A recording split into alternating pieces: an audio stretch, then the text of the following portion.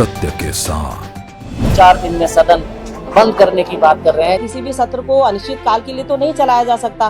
15 दिन से कम सदन नहीं होना चाहिए। पक्ष को भी अपनी महत्वपूर्ण भूमिका निभानी चाहिए। पिछली बार की तरह नहीं है कि बोरिया बिस्तरा उठाया और विधानसभा के अंदर सो गए और वहीं जी चौपाल लगा दी, वहीं पे कीर्तन कर रहे हैं। जनता पार्टी की उत्तराखंड में सरकार है, जिसको मोदी जी डबल इंजन की सरकार बोलते हैं। आज हमने भारतीय जनता पार्टी के दोनों इंजन की उत्तराखंड प्रदेश की जनता को लेकर दोनों इंजन्स की हमने आंकड़े यहाँ प्रस्तुत किए, जिसमें हमने बताया कि केंद्र सरकार कैसे कैपिटल एक्सपेंडिचर से लेकर मुख्य पेयजल जैसे या प्रधानमंत्री सड़क ग्रामीण PMGSY जैसी सड़कों के लिए बजट में कटौती कर रही है, जिससे उत्तराखंड सीधा सीधा प्रभावित हो रहा है।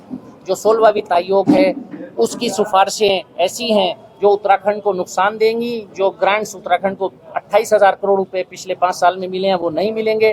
पर कैपिटा इनकम उत्तराखंड की ज़्यादा है, उसके वो भी हमारे नुकसान में जाएगी। यहाँ का आबादी कम है, यहाँ का एरिया कम है, वो भी उत्तराखंड को उसके हिसाब से ग्रांट्स कम मिलेंगी।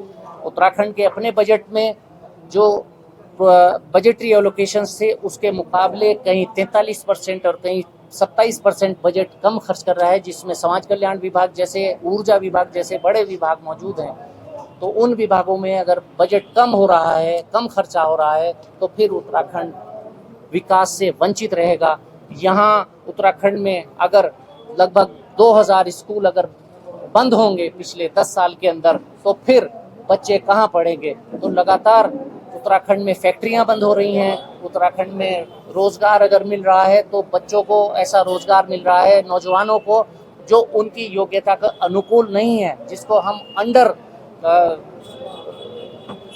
एम्प्लॉयड बोलेंगे, तो सैलरी से कम मिल रहा है और उनकी योग्यता के अनुकूल नहीं मिल रहा। ये सारे विषय लेकर आज हमने आपके बीच में जनता से, सरकार से सवाल पूछे हैं और नियमावली का जो उल्लंघन इस भारतीय जनता पार्टी की सरकार के द्वारा हो रहा है, वो नियमावली के रूल्स कोट करते हुए हमने उनसे सवाल पूछे हैं कि ये 4 दिन में सदन बंद करने की बात कर रहे हैं, जबकि 4 दिन सिर्फ राज्यपाल का अभिभाषण होना चाहिए, 4 दिन सिर्फ गवर्नर सेट जनरल बजट पर चर्चा होनी चाहिए। ऐसे कुल उसमें खोल रखे हैं।